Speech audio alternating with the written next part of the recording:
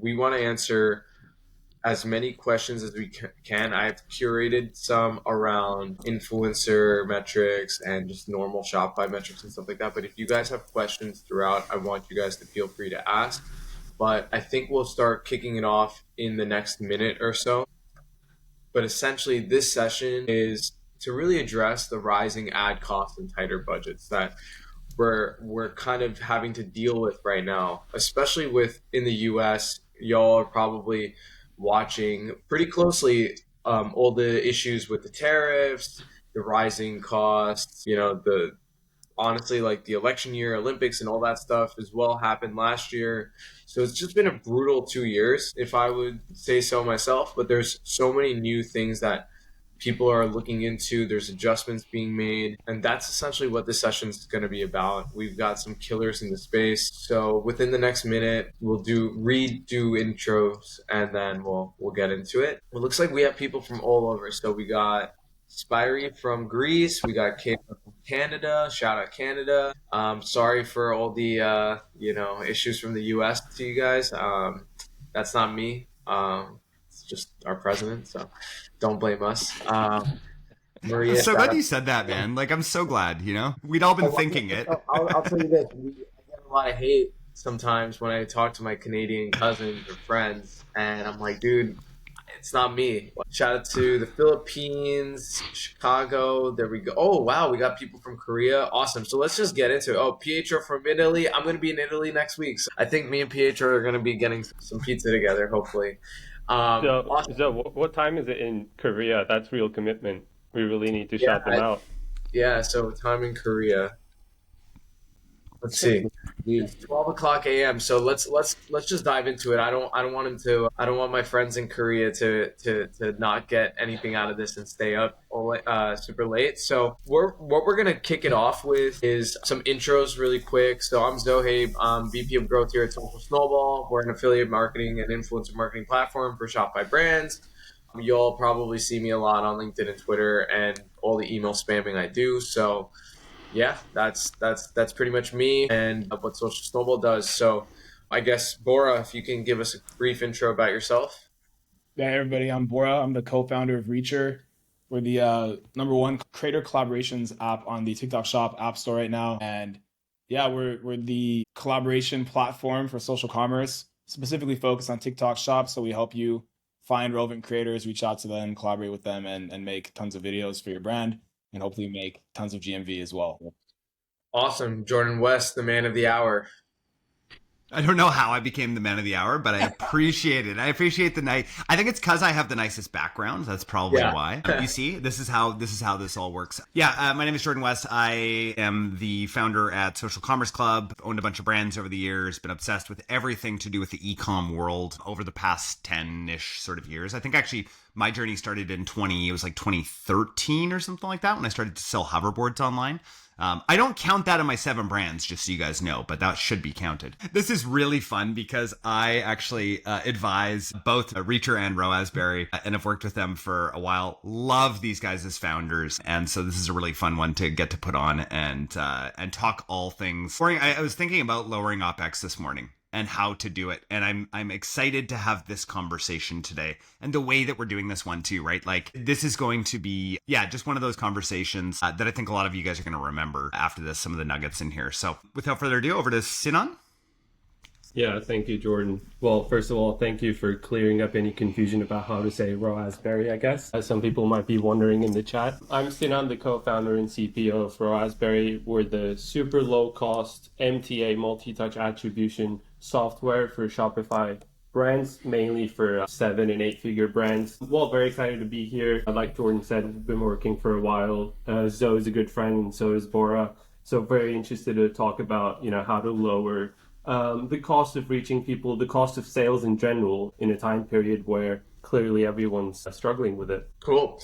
So we're going to kick it off with influencer and creator vetting, just because a lot of us are in the influencer and creator space. So what our goal is to help brands pick better partners without overthinking all the follower counts. So I'm going to kick it off to Jordan West with the first question. What are your top 1 to 2 non-obvious signals when you're vetting influencers? Yeah, really, really good question. So I think that the thing that most brands still really aren't understanding is that most of these, like most of what you actually want when you are a smaller brand, is people who have actually made GMV and know how to sell. There's a massive difference. I was chatting with an agency owner yesterday who's been more in the big brand world and just doing brand marketing on TikTok specifically. And so his whole goal is to get CPMs as low as possible, right? I love low CPMs. I think that this is like what we're talking about, right? Like, so the cost per 1,000 impressions being as low as humanly possible on the right placements is kind of what we're aiming for, right?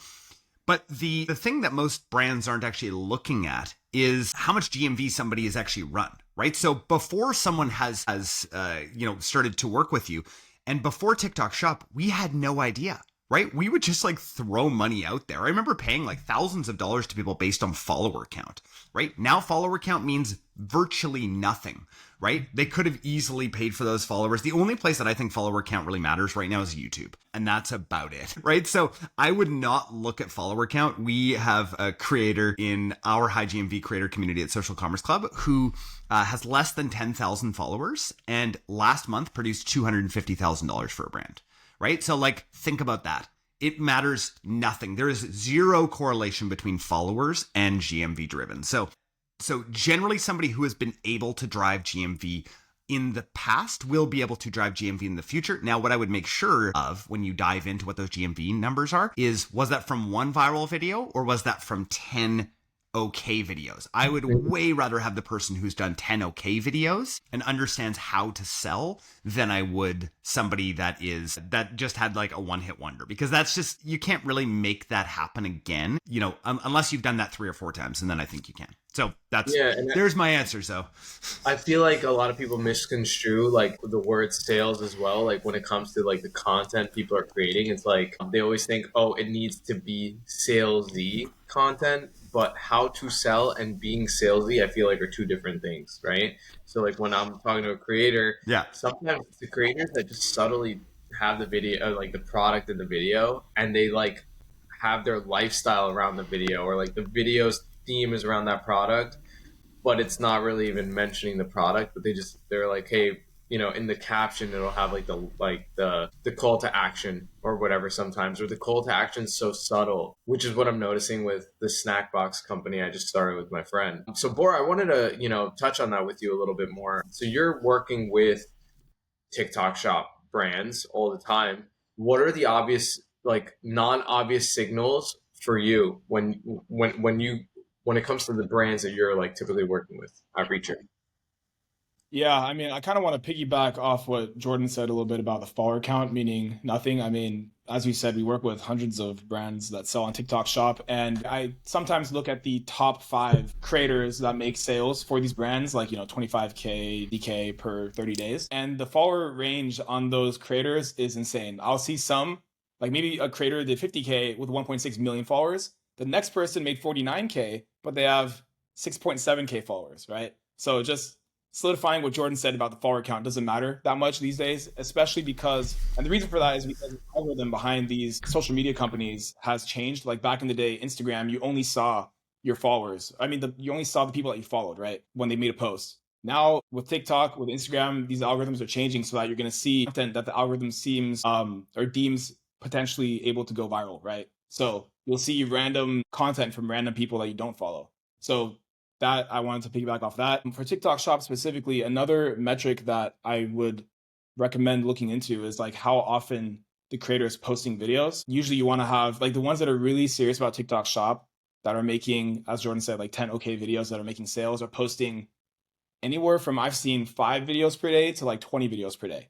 And there's just like rotating these products. Like they'll make 1 video today about 1 product, and then 10 more videos about 10 different products. And then again, the next day, they'll do the same thing, right? They'll change up the script a little bit. They'll change up how they make the video, but they're just posting day after day after day. And you can tell that these affiliates are professionals and they know what they're doing, because you'll see they have like, some branding or something. Like there'll be a box in the middle of the screen that's like, has TikTok colors or something, and it says the name of the product. And it's just like that. Every single one of the videos you can see look like that, right? So I would say that's another thing that you could look at as well. How important is like the estimated post rate metric that's on TikTok? Because like I've been using that personally. Like, hey, what does their post rate look like? What does that mean to you two? I would say post rate is pretty important for lowering the cost and the CPMs, because obviously if you're sending out products and they're not posting, then that's just a lost sample. I Mhm. will say, I usually recommend going for like 70-80% plus post rate in the beginning, and changing up your strategy accordingly for those creators. Offering them higher commissions maybe, or offering them something else that you might not offer to creators with a lower post rate. The only problem that I've discovered recently is that some post rates are not indicative of the creator's quality. So you'd assume that like a creator with a 40% post rate is probably not as good as a creator with an 80% post rate. But sometimes there's like some issue that's out of their control, and they're actually a really good creator, and they just happen to have a low post rate. In that case, I recommend, like, let's say someone applied for a sample, they got like 4K GMV and 40% post rate. I would recommend reaching out to them directly and saying like, hey, we want to work with you, but could you explain why your post rate is so low or something, right? And then there might just be a misunderstanding. They might actually post a video. Maybe there was a shipping issue, right? So, Maybe that could be a cheat code, right? Like on Reacher, for example, you could filter based off of low post rate, high GMV, and just hit up everyone at scale and say something like that. I feel like that could be kind of like an interesting strategy. So, Sinan, I wanted to ask you, man, like when it comes to outside of TikTok Shop, right? So this is your social commerce content creators, etc. What type of metrics are you seeing Shopify brands like? What should they be tracking on like their metrics platform? So I think twofold, right? You have to first understand what creates interest in your brand. So those are your top of funnel campaigns. You want to know what makes people interested in your brand. So you need to make sure the effect of that is long term. And also the other is it's not just the interest, what is making them actually take action and go to your website, scour your products, finally nudge them over the edge to go ahead with the purchase. So one part of it is how do I create awareness and interest into my brand? And the second one being how do I actually get them to interact with it? And those two are, they sound similar, but they're quite different. So when you're actually judging the performance of a paid ad, let's say campaign or an ad set or whatever that is, you want to make sure you're judging it on based on what you planned for that content to do. So what I mean by that is if you're actually going to an influencer that has an incredible reach, that's more for you to create brand awareness, and you judge that by the traffic, right? So Jordan, sorry, don't know what's happening there with the video. Sorry guys. So Jordan mentioned CPM, right? CPM, your cost per thousand impressions. Are you able to get to that with an influencer so favorably that even if you don't get visitors or tangible interest from that campaign, does that bode well for the future? And then you see conversions 3 weeks, 4 weeks after that campaign, which you'll still see the effect of on your ROAS using the first touch attribution. So what I want to get to here is over time, if you want to look at long tail effects, which are usually the purpose in these influencer campaigns, you want to make sure you're looking at a long enough attribution window, and you're judging it by how many of those late conversions are actually being attributed back to those initial efforts. Because if you judge a campaign by a very small attribution window and you say, okay, the amount of traffic I've gotten from this in the last week is low, but actually it was meant to create awareness, which is a longer term effect, and then you turn the tap off on that campaign, you're actually missing out on a lot of late conversions that specific effort was going to bring. But because you kind of lost the plot and you panicked on the low ROAS, let's say, you might miss out on that. Do you follow the logic I'm trying to lay out here? Yeah, so I'm gonna share something that like I'm thinking of. This chart is what I reference every time. Like right here, you have to think of influencer marketing as a brand growth channel. Uh, and then our like paid ads is typically sales activation. So the way that I look at it is like if you're just starting off with influencer and affiliate marketing, you can't just expect sales right away. It takes some time. Even the affiliates, it takes some time for them to be like, okay, I want to make content for this brand because I see other people creating content for this brand, right? Totally. And then it becomes a domino effect or a snowball effect, social snowball, right? But paid ads, it's like you spend money, you'll make money. You'll spend money, you'll make money. You spend money, you make money. But like the way I see it now is like the shift is, or what I'm seeing brands do is they use influencers and affiliates as like that first touch activation, and then they use ads as a retargeting method. Jordan, I want to ask you, because you've worked in the retention space, you've worked in this influencer side as well. What do you typically see, or how are you consulting your brands to kind of like approach the influencer side and how much money to spend? Yeah, so this is really, really interesting to me because what I sort of see in this is there's a bunch of brands that were raised on paid ads, right? And so there's all of these brands that think that you just put money into paid ads and you sort of like scale and awesome. And that this is where like we're constantly talking about ROAS, right? Rather than talking about some of these bigger kind of metrics that really matter. Sorry, somebody's knocking on my door. I can hear you. Yeah. Oh, sorry. So talking about some of these like bigger sort of metrics that matter, right? And so what we're constantly thinking about at Social Commerce Club is that creators are at the center of all of it, right? And so what do creators want? And that's what we're constantly thinking about, right? What do creators want from us? Well, what they want is they want high GMV on these products because they want to know that they're going to be able to make money at the end of the day. One of the strategies, and we've just been doing this with a brand right now, they came to us, it was like super low, like they were like doing like 5 or 6K a month, really big, like I think $100 million plus beauty brand coming to us. They were doing like 5 or 6K a month. And we're just like, are you okay losing money for month 1 or 2 and us just pumping as much possible content and ads as we can into this so that we can get better creators? Lo and behold, we went below break even for the first month or 2, got up to about 100 or 150,000 in sales, somewhere around in that area. Now we have creators that are just begging to work with us on this brand, right? You have to do that. It's the same thing for if there's any smaller brands on here, like spend the majority of your time on organic content, right? The organic content that does well. And this is like one of those things where, my constant thing that I'm putting out there right now is like lower your OPEX. Well, how do you lower your OPEX? You need to do some of these things on your own. Like if you guys see, like for me, I'm putting out content every single day organically, and I am doing that myself because it's the most powerful content, right? That organic content is what is going to, you can then actually put money behind. And Zoe knows this too, right? Like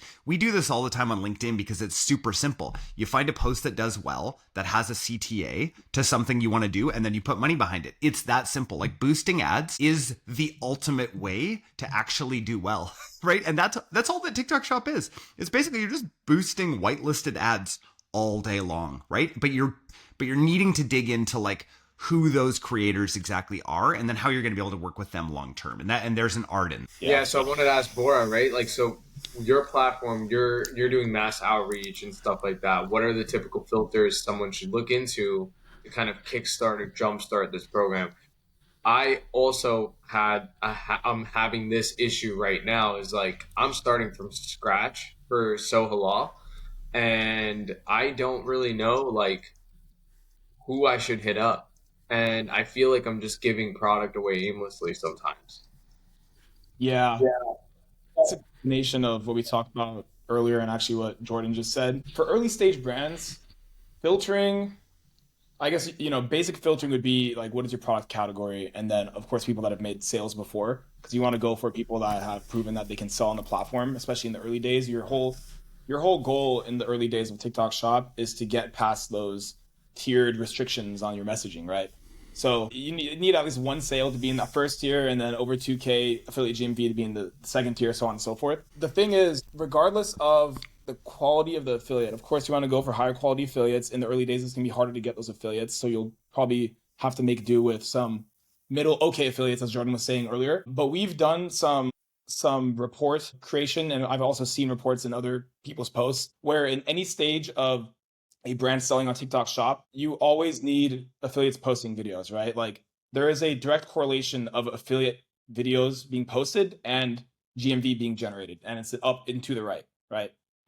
Top brands on the platform are still doing thousands, if not tens of thousands of unique affiliate videos per month to drive like millions of dollars of GMV. And we've seen that at any point, if you stop sending out target collaborations, if you stop sending out direct messages inviting affiliates to create videos for your brand, there is a direct decline in sales right away, right? And we're talking about organic content here. So yeah, I would say that you want to get as many affiliates as possible at all times.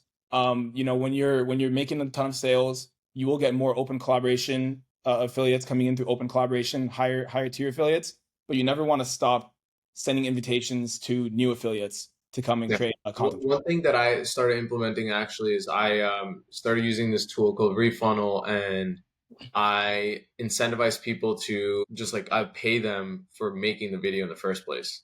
So then at least they're like, even if they don't make some sales, I just want to get the brand awareness out and organic reach. So like that content creator sometimes ends up like just killing it or crushing in terms of views and stuff.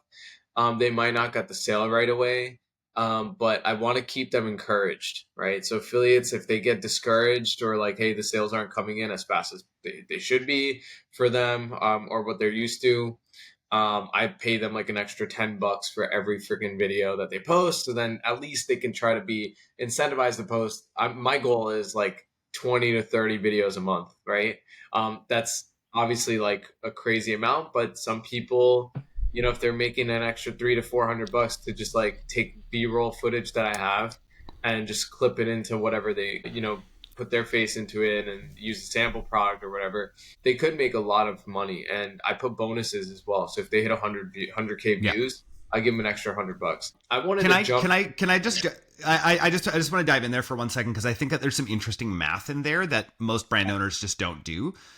So you're so smart to do this though, right? Because if you give this $10 to somebody to make a video, right, like this, and you were doing this, if you think about the average CPMs, the average cost per 1,000 impressions on TikTok, if you're running TikTok Shop ads, it's somewhere in the $30 to $40 range, right? And we know that at scale, right? It's really high, the CPMs right now.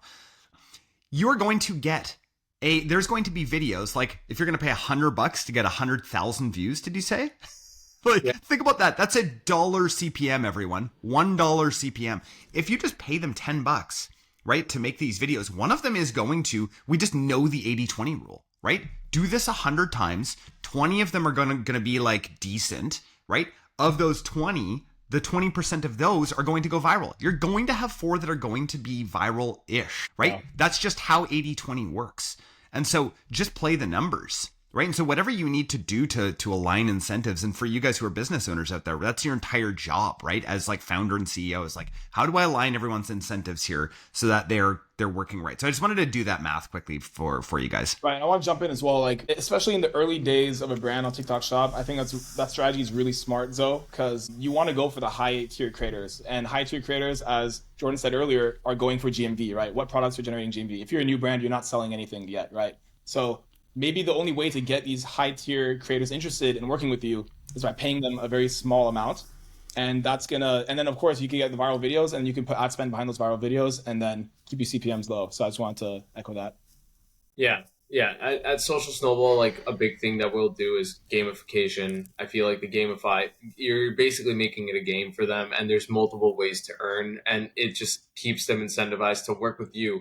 That's a big thing that people forget, is like, there's thousands of other companies hitting them up, like these affiliates. So how do you stay on top of mind? So I wanted to ask Sinan, when it comes to the metrics and a dashboard setup, what are some of the dashboard setup? Like, let's say if you were setting up your Roasberry like dashboard, what are the metrics that you would, as an influencer manager or social media manager or whatever, put as your like key, I guess, 5 to 8 metrics? Absolutely. So I think, first of all, you need to make sure your customer acquisition cost across channels, because everyone here, I'm pretty sure they're doing omni-channel marketing. You're reaching a lot of people through different mediums. You have to make sure your blended customer acquisition cost is higher than your average order value. This is like the number one thing that we want everyone to track on Roasberry, because we have all the ad platforms and all the channels that you're advertising on, but are you making sure that when you bring someone through the door, the amount they spend is worth the money of getting them through the door, right? So the blended customer acquisition cost is, for me, number one. And then to get a bit more granular, I think different campaigns and different influencer videos and whatever the case may be, they promote different products, right? And they promote different products to different regions, which are obviously, they all have different fulfillment costs. They all have different costs of goods sold. So when you factor all of those in, you need to be monitoring your contribution margin, which is something that it is a very essential metric on your marketing dashboard, because your contribution margin is effectively the money you're making subtracted all of the costs of fulfilling an order. So we call it sales costs, obviously. And are you still profitable in that? So you might be getting, let's say, 30, 35, or whatever, let's not put a number to it, so many orders more than expected from a certain influencer post, but are you able to fulfill those in a profitable and a timely manner? And that will always show up in your contribution margin, because we link that to your Shopify, where we can see the order status, we can see how much it costs you to produce that product. So the blended CAC, to give a summary of an answer, and the contribution margin are like the two staples. And then obviously you want to be tracking within your website, not only from an outbound perspective, but also seeing which funnels within your website lead to conversions, and which, let's say, CTAs, or which pages, which types of wording are putting people off, and where they're actually leaving your website. So the bounce rates of your landing pages, and A/B testing that a lot, which is something we put a lot of emphasis on, because we give context behind every visit and how they resulted, if they resulted in an abandoned cart, a purchase, or a bounce, whatever the case may be. You want to make sure you're looking at the landing page and what drove them to either go ahead and navigate your website more, or just leave. Because if people come onto a website and they don't see what they're looking for within the first 2 or 3 seconds, they're out the door. So testing that and doing that over hundreds and hundreds of reps, that gives you a much better understanding of, okay, I got the traffic, but how do I capitalize on that? So that's another one that I think is really important. Awesome. So I wanted to touch on that blended CAC piece really quick. And I wanted to talk about blended CPMs. One thing that I personally recommend brands to look into is, if your influencer program or affiliate program is not lowering your blended CPMs and your CAC in general, it's probably an ineffective influencer program. I wanted to ask, Jordan, what are your thoughts about that statement right there? No, absolutely. I mean, this is what, we talk about the TikTok shop halo effect all the time, right? But there's halos from all sorts of places. Organic in general is one of those places you're just going to see massive halo, but it's really hard to measure the direct response. And because so many of us grew up in this direct response, like Facebook ad marketing world, it's difficult to then rewire your brain to be like, okay, so in general, and this is why a tool like Refunnel is amazing, right? Like, I love what Autif has built, because what they're able to do is actually look across all of your socials to see how many impressions you're doing. I remember last year we were working on something for one of our brands, Little and Lively, and we were running this it wasn't a gifting campaign, it was a contest for people that were customers of ours already. And the really cool thing is we had 1.5 million extra impressions, right? So when you do the math on that, and that was just from our customers that were posting stuff about us, right? We would have had no idea,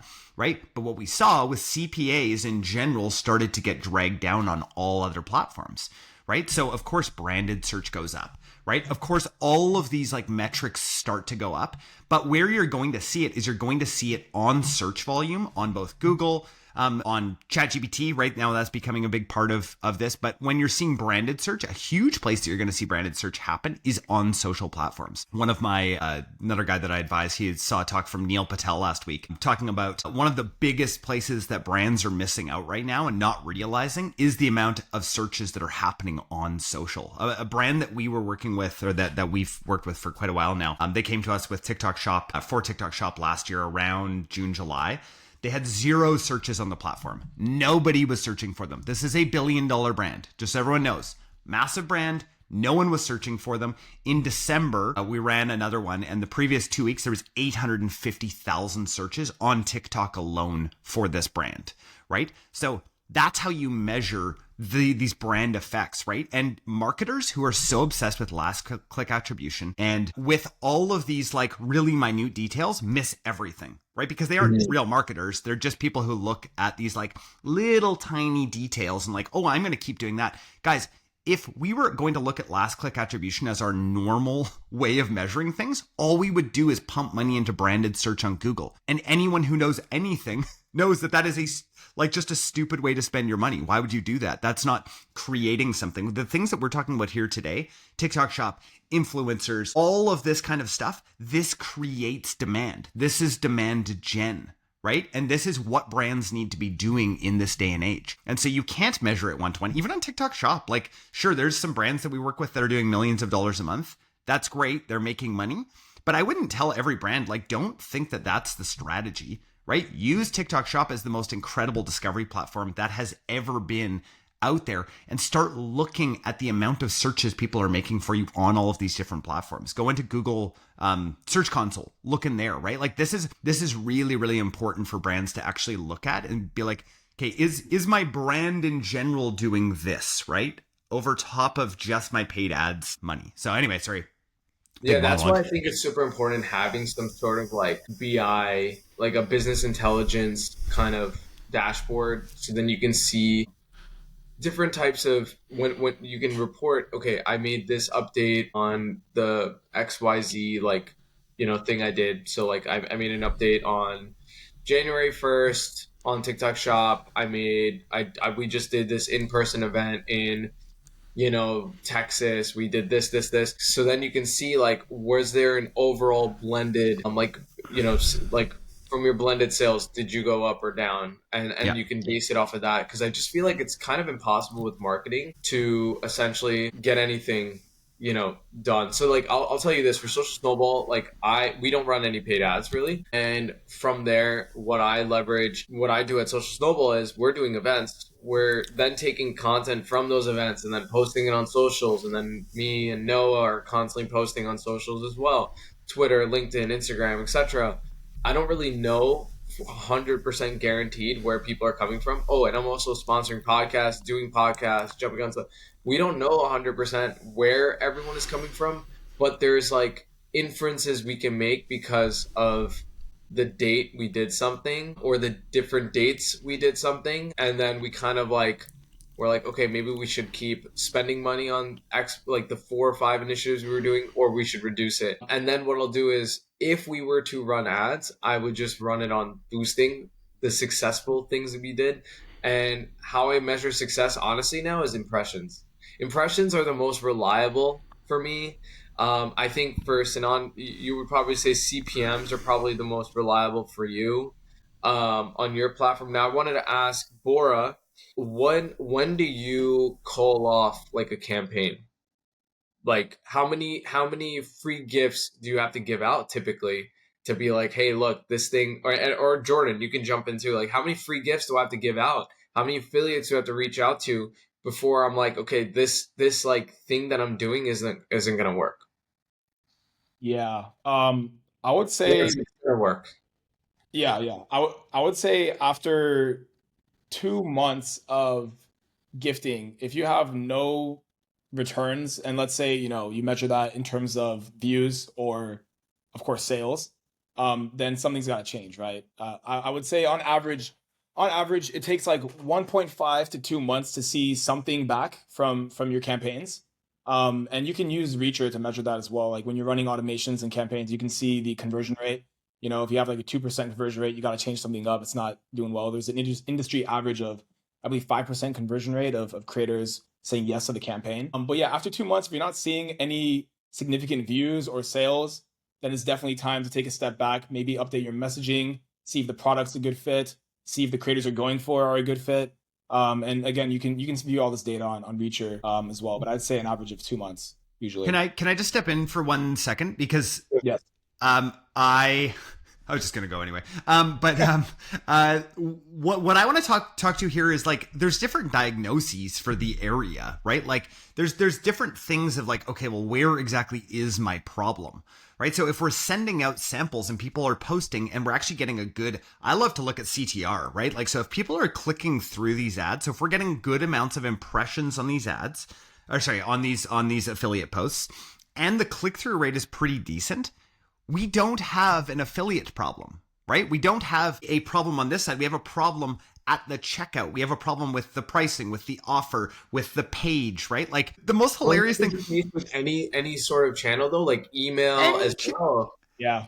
Any channel, it's the promise isn't delivering. Back in the day, I remember hearing this term AdSent, right? And so AdSent is, are what you saying here, does this line up with where they land? And if it doesn't, right? And this is why tools like Creator Commerce are so great, right? Because you have this AdSent from a creator here, and then you create a co-branded landing page over here, and they just go and land on that page. And they're like, sweet, I definitely went to the right place. Guys, the amount of times that I have gone to the 8 Sleep website because I am like thinking about buying one of them. And I'm like, I want to like see, am I on the right page, right? And so I'll like go like to the /Huberman and I'm like, is this what Andrew Huberman has said about it? And you're just like, you're trying to figure out what all of like, when people are making these purchase decisions, it's not linear. You're missing out a ton. If you've sent, 1,000 people to your landing page on TikTok Shop, to your store, and people aren't purchasing, you don't have a traffic problem. You don't have an affiliate problem, right? You have a landing page PDP problem. That's the big issue. And sorry, Zoe, I cut you off there. Yeah, so that's actually perfect transition to like what I wanted to discuss is like when I worked at Attentive and when I worked at SendLane, I noticed that like a lot of people would be like, well, I'm getting a lot of clicks, but my sales are down. Well, did you change anything in your email messaging or your SMS messaging? Are you have all these leads or whatever that you're messaging. Your measure of success actually on the email side or SMS side is actually like your number of clicks, your number of opens, and the traffic you're sending. I think that's the same thing for affiliate, and I will literally die on the sword. Same with paid ads. Like if you're getting people to click, you're doing a pretty good job, but then again, is your product or landing page matching what you originally sent them from? So Sinan, I wanted to ask you, like, how are you typically identifying those kind of issues on a platform like Roasberry? Yeah, so great question. One thing that I wanted to touch on exactly on this is this is a common mistake that we solve on the platform. When people start using it, they realize that they're judging the revenue made off of a visit and they're pitting it against the cost of the paid ad, which is fine in theory from a general perspective, but you have to be looking at the revenue per visit as it pertains to that specific ad.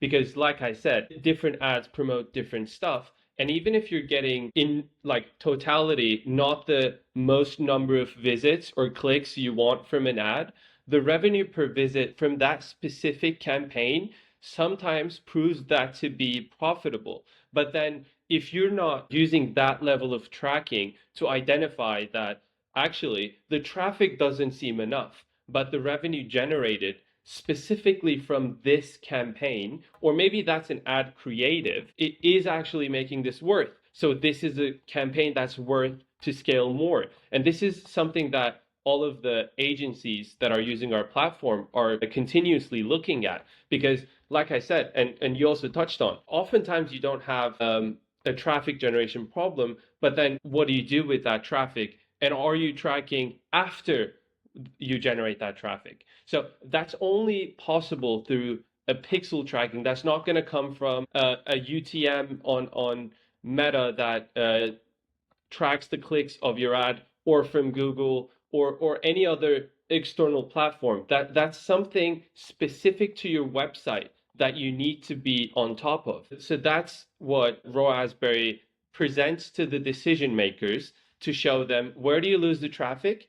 Is the traffic actually profitable at a granular level? And then how can you improve the conversion and reduce the bounce even more on a case by case basis, plus as a summary stat for you to take action. Awesome. Perfect. Yeah, like I think that's why like the BI dashboard is very important, I feel like, especially because a lot of people and influencer managers specifically, they're so caught up in just looking at like the direct metrics on the I guess like the TikTok shop platforms or the Instagram metrics, etc. But they don't really have insight on what's happening on the website. Yeah. Like when the traffic lands on the website, what's happening, and then they get reprimanded by their managers or their bosses, like, hey, look, influencer sales aren't working. Yeah, but I'm getting a ton of traffic to come through, right? So like I'm doing my job. Well, the sales aren't coming in, so we're gonna fire you. We're gonna cancel out our influencer program. Like that's what's happening. Like I do think that it's important for influencer managers. Like if you're listening to this, you should be well versed in like what are the metrics that people care about in the management team, the upper level, your bosses or higher ups, when it comes to the site, because like the end results are what they care about. So if you don't get versed in that, it's kind of hard to deal with like like when you're working with these influencers, like when you're doing all this manual work and effort, etc. If you're not making those metrics hit for those like your bosses, it's only going to hurt you in the long run. So I wanted to get into some of the questions that people have asked. A lot of people have asked questions on this chat, and feel free to ask more while we're going through this. So in the meantime, when you're looking at the questions, can I just add one more thing real quick? I was also going to say, if you're not using a third-party pixel like Raspberry or a third-party pixel in general, you're relying probably on Google Analytics GA4 data to measure that effectiveness. And we all know GA4 now with the current setup is a pain in the behind, right? Like setting it up properly, tracking every visit accurately is incredibly arduous and usually not worth the marketing team's time. So brands are usually moving away from that precious data because they're not able to leverage the GA4 tool that's available to them. But that's also another edge that the third-party pixel provides, which is very easy to set up, and the data that comes back from it is not as noisy or hard to interpret. I just wanted to add that if you're out there struggling with GA4, you're not alone. This is what a lot of brands are doing to combat. Awesome. So Carolina asked, how would y'all tailor your approaches for high AOV brand on a Reels only, not paid ads, paid TikTok strategy? Yeah, high AOV product. That's something for TikTok shop that people have been trying to figure out for the longest time. I think the way I like to think about it and that I've seen work is live streaming actually. So the US is pretty behind what China wants, or the ByteDance side of TikTok wants for live streaming sales. But high AOV products, I like to think on like YouTube unboxing videos, on like car review videos, right? Like long form, they get into the details of the product and they can actually explain. Because like for a high AOV product, the customer really needs to know a lot more about the product. It's not an impulse buy. You need to know what the details are, if it's going to help me. Yeah, I'm looking at minivans right now, and I literally watched a 48-minute video yesterday on like the Chrysler Pacifica or whatever. And you'll watch the whole thing, right? So live stream. Watch the whole thing like a freaking dad, bro. Yeah, you'll replay and keep watching over and over again. So that's kind of what I like to say is like live streaming and longer form content for that kind of stuff. I don't know what other people think. Jordan, what do you think? Percent. So with anything high AOV, so I think that TikTok Shop can and will work in the future for high AOV. I mean, just look at Dyson. Like they're doing pretty decent, right? They're running some decent numbers, nothing like their entire funnel, but there is a place for all of this. I think that YouTube is the place, to be totally honest, right? Like when we think about, I was doing the same thing before when I was looking at vehicles. And I would just go to like these super long reviews because I don't want the little tiny snippet. Right? I want the full review. I'm like, tell me about all of the little things that I'm going to find out. Should I get the Urus or the RS? Yeah, exactly. Guys, I'm having my fourth kid this year, so I'm in minivan land too. I was going to get the EV9. I thought, oh, that looks like a nice vehicle. Not The big enough for a Ionic family 9 of looks pretty 6. sick too. The new Ionic 9. So I don't Yeah. know if you saw that. Yeah. So next question is, I have I've been trying many TikTok Shop videos, but they're not making sales. Is it time to run Spark ads, or should I be trying a different format? Sounds like a question for Sinan. Like you need some more data there. You need to know why they aren't making sales. Are you getting views? Are they not converting for some reason? Where in the funnel are they not converting? I think there needs to be more diving into that to answer that question properly. Yeah, Jordan, what would you do typically? Like if you let's say let's just say like the views are there, the sales aren't. What would your approach be? So I just diagnose where in the funnel it's happening, right? So if they are sending a lot of traffic over, right, then we don't have an issue as far as the message market fit. If it's sending a bunch of traffic over and nobody's converting, we obviously have a problem with the PDP, right? So reviews, by the way, is like a really simple thing to do. Like most of the review platforms now plug into TikTok Shop. So make sure you have your reviews plugged in. That's a massive part of what you can do there. So that's one of them. Like use any of them. Judge Me is like the good cheap one that I recommend. Just like go and do that. But any of the review platforms, Akendo, Yotpo, all of them do it now. So make sure you do that and then figure out like, what am I not telling them, right? Don't just use your Amazon image stack. Like you can do that at first, but like what else do I need to tell them for them to make a decision? And remember, these decisions are much less research-based decisions and more like snap decisions on TikTok right now, right? Eventually, we are going to get to the research side of things, and we're already seeing like search volume. Again, I did some research here in the middle with deep research, and it just came back. 74% of Gen Z are saying that they start their searches on a social platform, mainly TikTok. Think about that. Crazy, right? Absolutely crazy. So that's kind of where I see it as far as like diagnosing where exactly in the funnel it's happening. You may also see a massive spillover. Oh, interesting. TikTok's not doing anything, but my Amazon has doubled this month. Just know that didn't happen, from just something magic in the air, right? Like the traffic is going somewhere. So if you see a spillover into D2C and Amazon, that is why. Now, if you're a commoditized product, good luck, right? For those of you selling commodities, 2025 and beyond is not going to be great for you. Right? It's just not, we're just not in that place anymore where we can like arbitrage commoditized products. You need to have some brand differentiation, or people will see your product and then go search for the same product, right? So if somebody's selling the exact same supplement as you, but they're selling it for half the price, they're going to go over to that one unless you have a brand mode. Love that answer. This might not be relevant to this completely, but I'll just answer really quick. I think that you should leverage paying some content creators to make some content around your apps. You'll probably see a lot of people making these like videos about those like gaming apps or like, hey, like speech to text apps that are coming out or like singing. You just got to get people to make that like lifestyle content. And then what you do is you can find companies that will literally like they'll take those videos, get the usage rights on them, and then make snippets of them and make new versions, and then they'll set up like hundreds of like different accounts on TikTok, Instagram, LinkedIn, etc. And then you just spam the internet. I think that might be like a really easy way to stay relevant. I mean, like I said before, Social Snowball, we work with like our customers. We turn our customers into affiliates even, and they'll shout us out on LinkedIn, and that works really well. So if you're an app, I would recommend that. Okay, so I'm going to go back into this. Do you think creators care more about flat fees or commissions when working with TikTok? And if they are prioritizing flat fees, what is the smartest approach? I think, Jordan, that might be the best question for you, actually.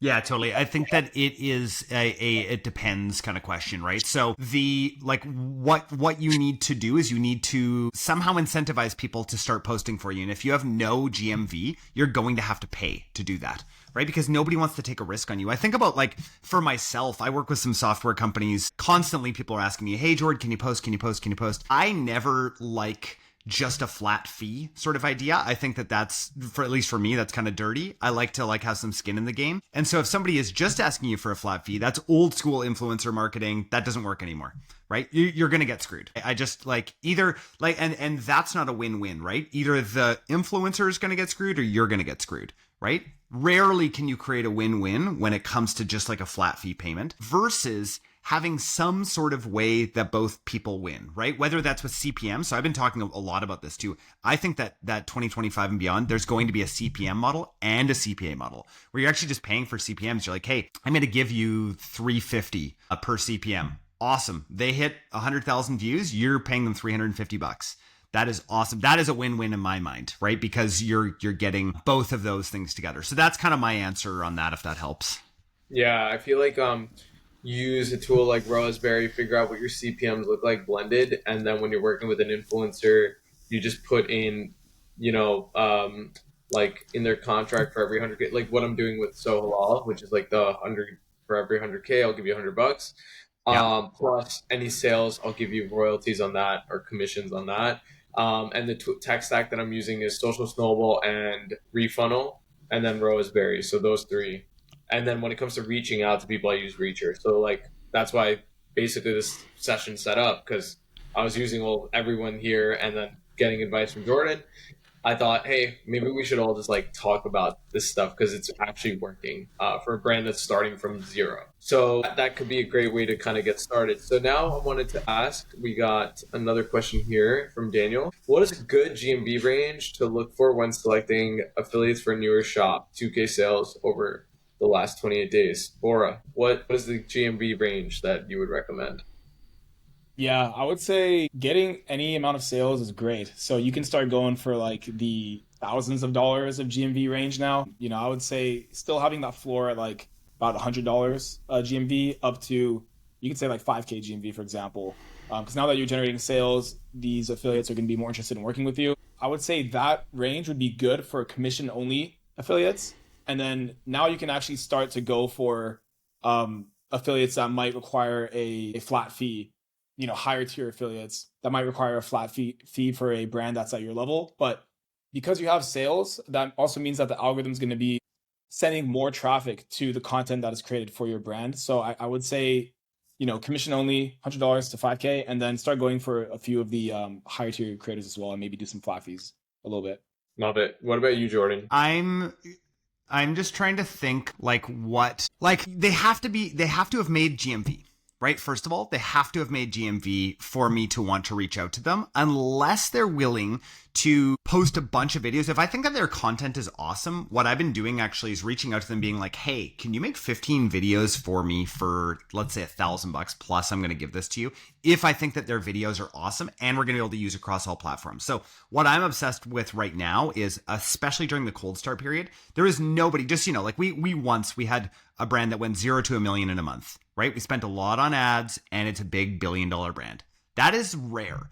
Rarely does that ever happen. So what we're doing now at Social Commerce Club is we're unifying everything, right? So we're taking that content right away that's working. So we look at all the leading metrics that are happening on TikTok Shop and we're like, sweet, we're going to take that content. We already have permission to do it. And we're going to use it across all the platforms, and then it explodes. And what ends up happening is their blended CAC just drops, right? Because we're using all of that content together. And so that's one of the things that I'm obsessed with this year is like this unified marketing stack, right? All together. And Zoe's talking about it with the brand that he's launching right now, right? Like that's exactly what he's doing. Like it is a unified stack. It's not like TikTok Shop is not over on this side over here, right? It all works together and all of this traffic is pointing towards the brand, right? And continuing to build the brand. So that's my long-winded answer to a short question. So we just got a question from LinkedIn Live. If someone asks for flat fees, do you try to get usage rights to their content? Me personally, yes, but wanted to hear your take. Always. Yeah. Okay, cool. So we're about to hit time. There's so many questions on here. This is amazing. So I want to answer this one. What? Okay. So when it comes to this question, I'm going to, hopefully like answer this and you guys can disagree. But typically I look at if the CPM is lower than your paid CPM, it's probably a good thing. Yeah. 100%. Right? Yeah. 100%. Also heavily depends on what price range of product you're selling, obviously. Obviously make sure your margins are there, but like if it's lower than your CPMs for paid ads, like it's probably a good relationship to have. How do you manage payouts? UGC, digital, crypto, stablecoin, whatever. I use Social Snowball, Refunnel to do payouts, tracking, and all that stuff. What about you guys? Yeah, Social Snowball. That's the easiest. Yeah. Cool. All right. I love how the people are mini bands here. Okay, so Oh, somebody asked if you have an SOP that I could share. I'm going to drop a link to an SOP, my Notion SOP library, if anybody wants it. We should have, that way we would have got every single person to stick on, not just the 99% of people that stuck on, but I can drop that. Let me just find the link. Yeah, we can also email it too as well. Yeah, you know what? I'll do that, Zoe. I'll email it to you. Okay, so last question of the day. I'm engaged with a brand on a 3-month term. Higher flat fee with lower commissions, transitioning into month 3 with a lower flat and high commission after that. Okay. Idea is that our live shopping shows will build momentum. Okay, I think the question is cut off. Okay, we're going to skip on that. Sorry. Okay, this is the last question. Sorry. How are you able to pay higher tier creators $10 per video when many in that tier typically charge $500? Could you clarify what GMV? Okay, so what I typically go for are micro influencers. I'm not going for macro influencers. That's something that we didn't really actually touch on in this session, but I'm not hitting up people that have over 50,000 followers or 100,000 followers, etc. I'm going for 5K to 50K. People are just starting to make some traction in the space. They're just learning how to get into the system, but there's an upside where they can make a lot of money, almost like unlimited money based off of their performance. So the $10 per video is to just incentivize them to create the video. Then they have uncapped commissions on any sales that they drive. And then on top of that, I give them bonuses for their number of impressions or views. So like, it's not just $10 per video. We give $10 for the video just to get it out there. So like, at least they don't feel like they wasted their time. Okay. Then on top of that, if their video pops off, I reward them for that because you just became a huge advocate for our brand. You're helping our brand out a lot by getting us free, like not free impressions, but super cheap impressions, $1, CPMs. That's amazing. And then on top of that, I give them like 10 to 20% in sales. Obviously right now I'm giving them 20% just because I'm being hyper aggressive, because like I showed you guys the chart before, my goal is up to month 3. Like my goal is just like, I'm looking for exponential brand awareness. I'm not really looking for sales right away. What do you guys think? I see Bora shaking his head, Jordan shaking his head, and Sinan shaking their head. Maybe we can close off the conversation with this question. Yeah. I would say for $10 a video, finding good creators, to your point, a low follower count and high GMV is probably your best bet at getting those kinds of prices for creators, because follower count is usually what leads the creators to want more money per video rather than GMV, which is pretty interesting. But that's what I've seen. You have a higher chance. And of course, there's going to be people at all levels that want a ton of money, but just try your luck, reach out to a ton at scale, and you'll find a few creators probably that are down for that kind of a price per video. Yeah, 100%. And I mean, today's theme is to reach more people with less, and we have two great softwares here, Social Snowball and Reacher, to do that. So if you're looking for those hidden gems, I think that's what we're talking about here. People who can bring a lot of impressions for, let's say, more budget-friendly agreements. I mean, this is your tech stack, basically. Cool. All right, so thanks everyone for joining today. Basically, what we're going to be doing is we're going to send you guys, obviously, the SOPs that Jordan mentioned. And then I believe Roasberry and Reachers both got some goodies for you guys in terms of their side. I'll let them speak on it. But for Social Snowball, we're hooking up anyone who signs up for Social Snowball with a 1-month free trial. So you can try us out. Track all your UGC content, pay out your affiliates, and set up your TikTok shop and normal Shopify programs. So, Bora, do you have any goodies? Yeah. I mean, same here. We're offering an extended 1-month free trial on Reacher as well for everybody that attended this webinar and reaches out to us after with an email. Just let us know that you're on the webinar, and we'll send that your way. That's what we're offering as well. Awesome. I believe Roasberry is the same thing, right? Well, yeah, extended free trial. And also at the top of this show, I mentioned we're the price competitor, the alternative to these MTAs. And we've had an offer for $99 a month, which we're closing off. But for everyone who's attended this webinar and can let us know, we're happy to extend that offer to you, just so you can get all of this paid ad data basically for 2 figures a month, which is unheard of in this market, I should say. Awesome. So, All right. everyone that's here, that's in the LA area, June 10th, if you're there, we're throwing a little something. Happy to send out invites as well with Zoe and Jordan and whoever else is going to come. So I don't know if you want to talk to that a little bit, Zoe. Oh, yes. We are throwing a party right after the TikTok Shop Summit. Jordan West's going to be there. My team's going to be there. Bora's going to be there. Well, we're forcing Jordan to come through. It's going to be a really fun time. So pull up. We will send you guys an invite after this to that as well. But yes, we will be hitting you guys up with these free offers and goodies after. And I have no offer. I just want to let everyone know I have no offer for you. I'm sorry. He's just hooking up the SOPs, man. He's hooking up the SOPs. Offer. Jordan is the offer himself. Yeah. All right, guys. Thank you so much for joining today. Thanks, everyone. Thank you very much, guys. See you later. Bye. Bye.